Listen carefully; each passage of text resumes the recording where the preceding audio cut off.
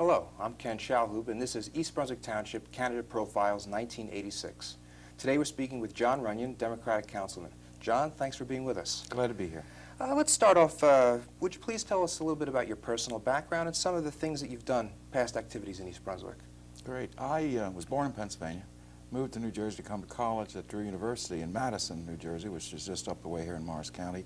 Graduated from there, excuse me, with a degree in political science, and I went off to Union Theological Seminary. It's a little known fact that the first 22 years of my life I was preparing for the Methodist ministry. And I spent a year at Union, but made a decision at that time that I really would prefer a career in public service. So I left seminary and I came to New Jersey again to the Eagleton Institute of Politics at Rutgers, and that's how I happened to move into East Brunswick in 1968, which, believe it or not, is almost 20 years ago now. And I worked at the university for 4 years, was assistant to the president there, and when Jean Walling was elected mayor in 1972, she asked me to come work with her here in East Brunswick. I did, and about 6 months after I came to town, she appointed me township administrator. And I've worked here in municipal government for about 11 years, and then about 2 years ago I left the municipal government and went out in my own business, and had opportunity just last fall to be appointed to the council when Mrs. Denahan resigned to move to Texas because of her husband's career move, and have served on the council since that time and have been enjoying it very much. Mm-hmm. Well, as you said, you were township administrator for quite some time, 11 years, and appointed to councilman. How do you feel about running for election this time, running for the seat? What do you think about campaigning? Well, I found it very exciting so far. I happen to love East Brunswick. I happen to love the community.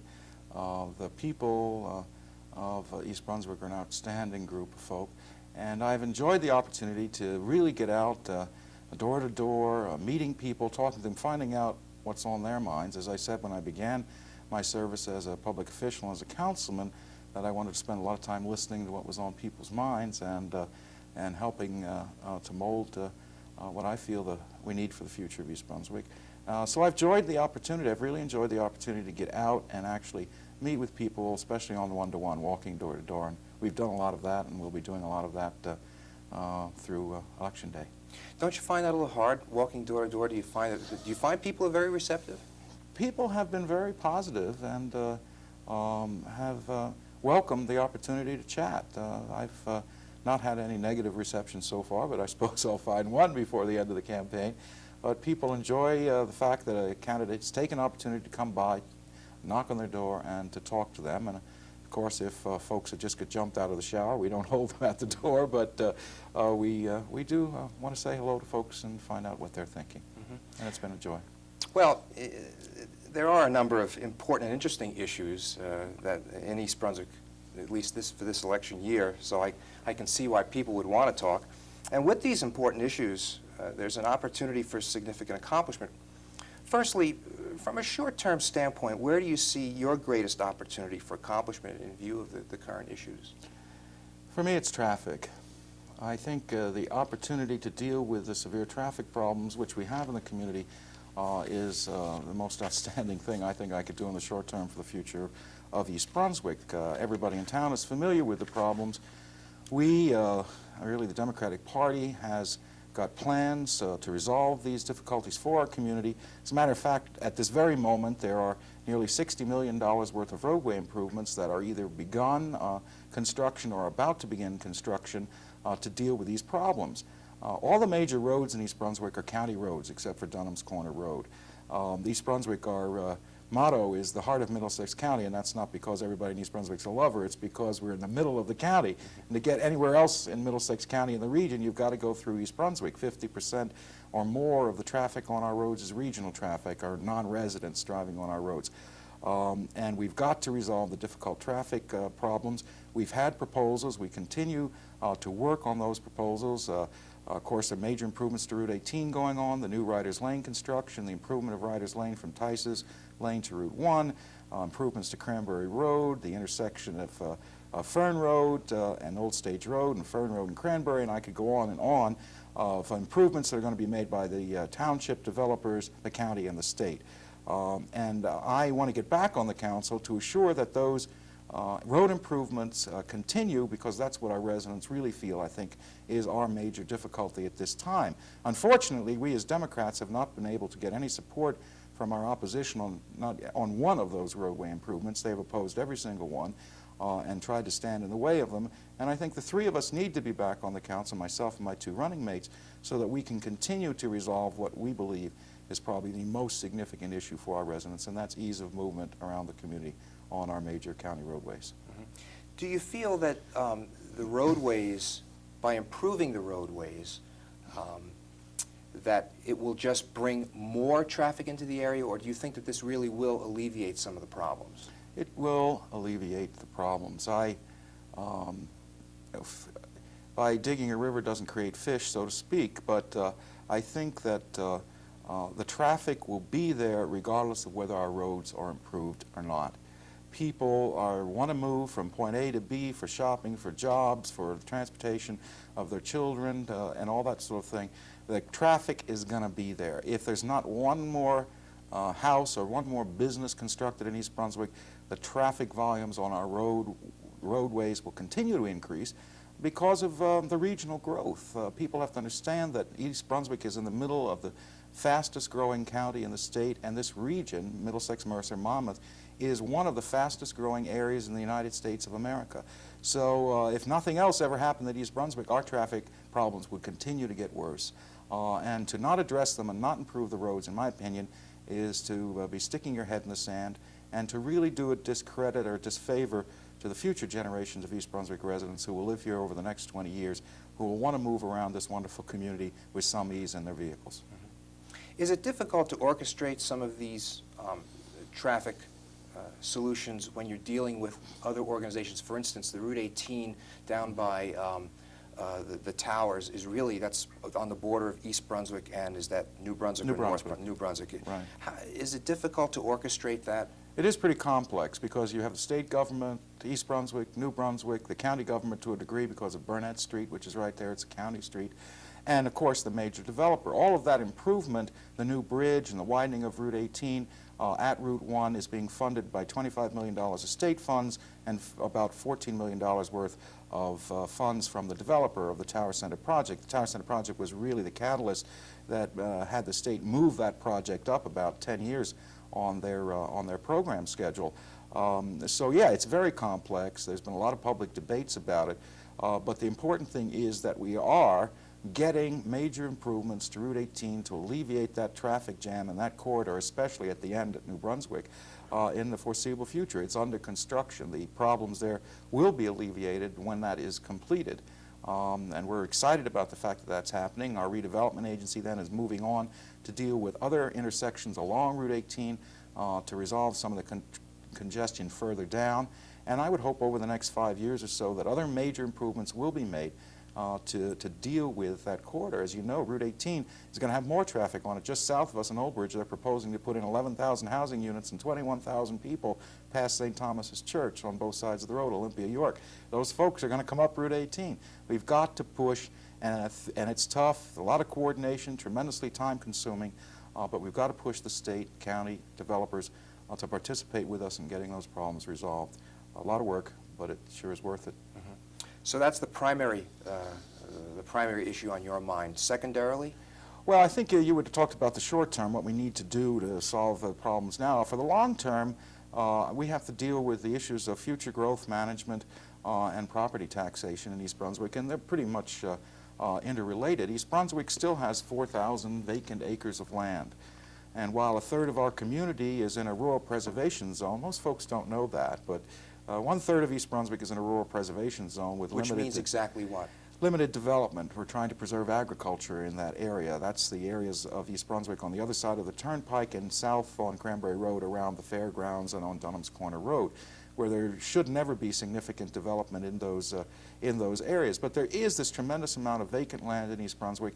We need to have further discussions and dialogue with the community and through the planning board, which is responsible for that planning, to talk about how we want that land to be utilized in the future. And the other thing, of course, is property taxation. 20% of everybody's property tax dollars is what we spend in municipal government, but taxes have become very high in this community, and we have to find ways to bring in other kinds of ratables to balance what our residential taxpayers are paying. It's getting very difficult. Our homes are highly valued. It's a desirable place to live, but the property tax number is very high. And I and my running mates want to do something to alleviate that by reinforcing non-residential ratables in our industrial areas and in the Route 18 corridor. Right now, 70% of every property tax dollar in East Brunswick is paid by a homeowner, somebody who owns their home. We want to get that percentage down, and by doing that, alleviate the burden for municipal services, school services, and county services that they pay for through their tax dollars. So that takes a lot of planning, that takes a lot of work with the community on discussions about what they want the future to be of the vacant areas and the areas that are developed that could be potentially redevelopment, especially in the Route 18 corridor. We've got to talk with folks, we've got to work with people, and we've got to come to a common sense about what we want the future of our community to be. That's a master planning process, and we need to work on that task again and come to a common understanding with the community as to what they want the future to be, especially in land use, and then as it relates to the ratables which we have, which provide the property tax dollars to support what I think is one of the best municipal governments in the state of New Jersey. And that's where we need to concentrate, I think. Well, in view of what you just said about bringing the people, getting the people involved and hearing what they have to say, also as part of your campaign, is there an agreement amongst East Brunswick people, or do you find that you have an old school people? I mean, I've been in East Brunswick since 1959. A number of people have moved in since 1959. Do you find that there's a split there, or are most people pretty much in agreement on what the future of East Brunswick should be? Well, there's no doubt that somebody moves someplace because they like it the way it was when they moved there. And everything that happens after they came is a change, which changes the environment that attracted them to the place in the first place. East Brunswick is growing. It will continue to grow. The laws of the nation and the state are that every man or woman who owns land has the right to build something on it. That makes the United States of America different than almost every other nation in the world. Property rights are fundamental to our Constitution. So you've got to plan for the use of the land other than being vacant or being for agriculture. And so, you know, because the laws don't prohibit you to, don't allow you to prohibit growth, the important issue is how you want the community to grow, what type of growth you want, and how you manage that growth. And I don't know of anyone who likes, I go home to my little town in Pennsylvania where I was born, which is a farming community, and they have a Pizza Hut and a McDonald's now, and it drives me to absolute distraction. I don't want to see my community change where I grew up in that regard. But the issue is how it's managed and the type and scope of growth, and more importantly, the protection of the residential areas that exist in our community. Key to me is with growth, with these roadway improvements, is to find ways to protect and insulate the residential neighborhoods of our community from the impacts of that growth and from the impacts of those roadway improvements. That can be done. We have various specific proposals that we have already implemented and we hope to implement that will protect the environment where folks live from the impacts of growth. But this is a dynamic thing. The elected officials need to be in very close touch with the community, and they need to articulate and put into place the desires of our folks, and that's what we hope to do. Well, thanks, John, for being with us. It's been a very lively discussion, and thanks for sharing your views, and we wish you all the best in the upcoming election. And for all of you watching, thanks for being with us. We've been speaking with John Runyon, Democratic councilman running for Council, Township of East Brunswick. I'm Ken Schalhoub for East Brunswick Township, Candidate Profiles, 1986.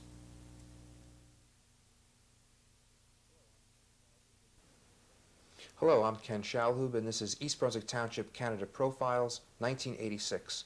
Today we're in the home of Jack Sinagra, Republican, running for Township Council. Jack, thanks for being with us today. Thank you for having me. Let's start off. Jack, tell us something about yourself from a personal standpoint. Well, I've lived in East Brunswick now 8 years. 7 of those years I lived in the Sunburst Hills section of town, which is exactly opposite of where I am now. And last year, with the expansion of my family, we decided we had to make a decision to move, and we decided to stay in East Brunswick. So Very good. I'm married, 36. I have 3 children, the oldest of which is 4, and the youngest 2 months. Very nice. This is the first time that you're actually running for a elected office, correct? Yes. So how's the campaign going? What methods are you using? Campaign's going very well. I'm very, very encouraged from what I hear around town. We're going door to door. We're doing some mailings. In fact, in this week's Sentinel, we have a help wanted to see if we can get any more interest. We think this campaign is extremely important for East Brunswick. Whether you come out to support us, or you come out to support the Democrats, I think everybody should get involved. It seems there are a number of important and interesting issues this year. When I look around town, drive around, I see a number of things happening. From a short-term standpoint, if you were elected, where do you see your greatest opportunity for accomplishment in view of the issues? Well, one of the issues on everybody's mind, which creates sub-issues, is the housing, mass housing, the development issue. It's disheartening, just yesterday in the mail, getting a newsletter from the Township. And the mayor is still on the assumption that our growth rate is extremely low, and he actually acknowledges that the perception in town is that there's mass building. Well, I don't think it's a perception, I think it's a fact. I think it doesn't do anyone any good that one party has so much control on a town. The planning board has no Republicans. The zoning board has no Republicans. There are no Republicans involved in this township other than 2 elected ones on the council. The mayor has made it a fact. In fact, I mentioned this to someone recently, and I was shocked at his answer. I said, you know, the mayor refuses to appoint any Republicans. And he looked at me and he says, well, would the Republicans appoint any Democrats? And I was taken back by his answer. Because I think for good government, you cannot have one party dominant. In other words, like on the planning board, we have the mayor, who's a member. We have the township administrator, who is hired by the mayor as a member. We have a councilman, of course, a Democrat, as a member. We have 2 other political Democrats who ran for council 2 years ago as members. So when the mayor really wants something, he's able to accomplish it, regardless of if it's good for the town or not. There are no, there must be other points of view, whether good, bad. I'm not saying that a Republican or a Democrat, but there should be a little bit of give and take. And we don't have that in town right now. I would, when I leave my house every day, I pass a community called Colonial Oaks Village. No sidewalks, no curb. And you say to yourself, why? I just can't comprehend how the planning board passed. It's got the lowest standards of any development in town. I would fire anybody involved with it. What, you mean no curbs were ever built? No, there will never be curbs. There's no curbs and no sidewalks. And I don't know of any other part of town that exists. Coincidentally, the mayor lives there in that development. So you see housing as was one of the big issues? I see housing as one of the big issues. Then, I have this thing about reasonable expectation. I think one of the things I owe any voter or any citizen in town is a concept I have, reasonable expectation. In other words, if there's a lot across the street from your house, you can't call me up and say, Jack, they're going to build a house there. Because when you bought your house, it's reasonable to expect that if there's an empty lot, something will be built there. One of my big gripes is Tower Center. I don't think anyone in the Lawrenceburg section could have had reasonable expectation when they moved here that there would be two 23-story buildings to look at every day. The planning board, the mayor wanted it. He wanted his AT&T, and he got his AT&T. But I don't think it's fair to people who look out their bedroom window or sit in their backyard barbecuing. And there are people who have that situation. If they wanted that, they would have stayed in some urban area. And that upsets me. The garage issue totally confuses me. My whole life has been business, my career. I've been very successful at it. If there was a will, the council could have devised a method by where we could have had some sort of competitive bidding on the construction of the garage. We accepted a bid for $10.6 million, sole bidder. I don't know if you've ever seen Taxi. There's a famous scene where Jim burns down Louise, De Palmer's apartment. Jim's father's very rich. So Jim's father's going to write a check, and Louis goes through these gyrations. Should I make it 12,000 or should I make it, no, that's too much. 8,000, no, that's too low. And I can see when this bid had to be prepared by the contractor, knowing he was the only bid, saying, okay, how much am I going to bid? 12 million? No, that's too much. 10 million? No, that's too little. There was no, he had no competition, so there was no logic in the bid. And as an interesting point, just in last week's Sentinel, not Sentinel Home News, two other communities, Somerset and Elizabeth, have contracted for garages. Somerset's would be $2 million less for a comparable garage, and Elizabeth's $5 million less. So there were no, I don't think the council, the planning board, the mayor did their due diligence. I think they were negligent. Okay. Looking further into the future, with these current issues as they are, how do you see the decisions on these issues affecting future life in East Brunswick? I think East Brunswick's a wonderful community. I've made my decision to stay here. Some of my opponents, you know, we talk about the library and we talk about parks, and I think it's a wonderful community. I think we have some problems. Traffic will be a major problem. We must make up our minds how we want to go on development. I think that's a key thing. And I think the planning board has a lot to do with it.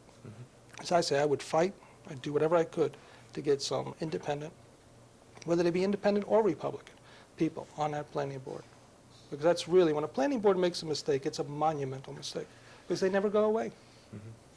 Well, the traffic thing is kind of linked into the housing.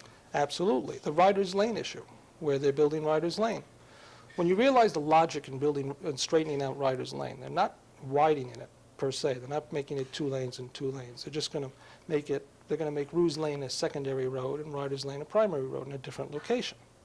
To pay for Riders Lane, 3,000 units must be built. Supposedly it's not going to cost East Brunswick a penny, but that's not going to happen. But 3,000 additional units must be built to pay for Riders Lane. So you're going to build a road, a new road, or straighten a road, and put, if you build 3,000 more units, that's 6,000 more cars. It's not particularly logical. Okay.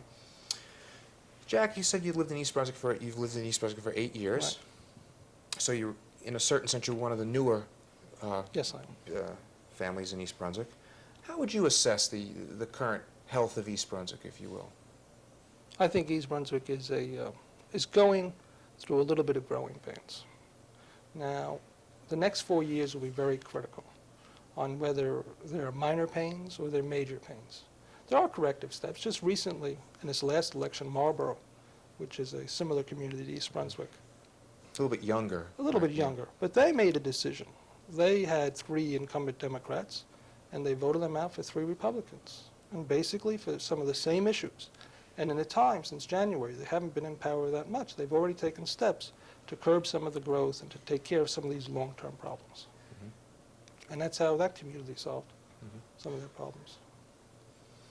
There seems to be there are a lot of newcomers into East Brunswick, of which, in a certain sense, you're one of them. And we have a number of families and people that have been living in East Brunswick for many years. In your campaigning, do you see a wide disparity in what the older residents of East Brunswick want versus what the newer residents want? Not in major issues.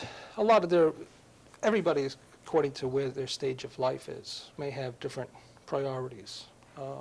Myself, having very young children, and we're very fortunate to have one of the best school districts, and one of the reasons I've stayed here, and thank heaven it's not a political, education is not political in this state. We may be more interested in education. Some communities, people live in townhouses. The issue as far as double taxation, when we go there, that's an issue.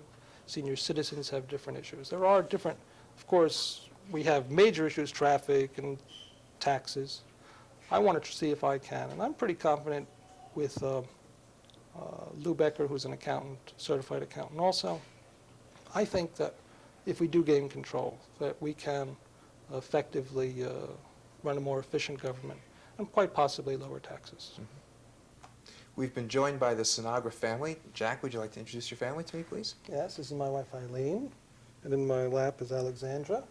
And in the middle here is Jacqueline, and that's my new son, Patrick. Oh, he's a cutie. Eileen, how do you feel Yes. about Jack running for Township Council? Well, I'm very pleased that my husband is now interested in, that he's taking a good interest in the town where we're going to raise our children.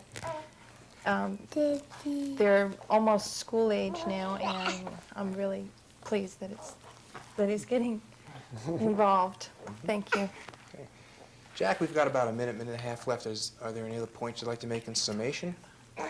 Well, I just want to tell the voters that I think the Republican slate this year offers them a rare opportunity. Joe Hudak, who has served as a councilman, has some experience. When he served as a councilman, he was the lone Republican, so he couldn't really accomplish much. It'll be nice to see Joe in some sort of role where he can get some of his ideas across and do something. Bill Kirk is a super engineer who did some development, some of the better development in this town years ago. And I think he can offer a lot to the town. And myself, through my business experience, a lot of businessmen today are at later stages of their career, maybe I'm doing it a little earlier, getting involved in politics and seeing if we can bring across some of the things that we do in business to government and make it a little better. Okay. Well, Jack, I want to thank you for inviting us into your home. Thank you very much, Eileen. And you have 3 lovely children. Lots of luck with your family and they behave. when they go to school. I also want to wish you the best of luck in the upcoming you. election. For all of you out watching the show tonight, thanks for watching. I'm Ken Schalhoub, and this is East Brunswick Wave Township goodbye. Canada Wave goodbye. Profiles, Wave. 1986. Say bye-bye. Say bye-bye.